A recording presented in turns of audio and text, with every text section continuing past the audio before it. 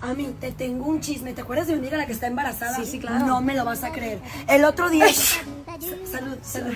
El otro día estaba en la cafetería y que veo a su esposo. Y yo estaba así que...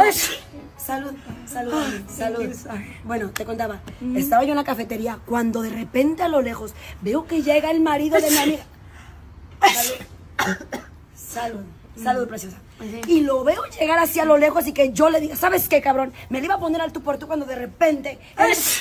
Salud. Ay, olvídalo, amiga, ya luego te cuento.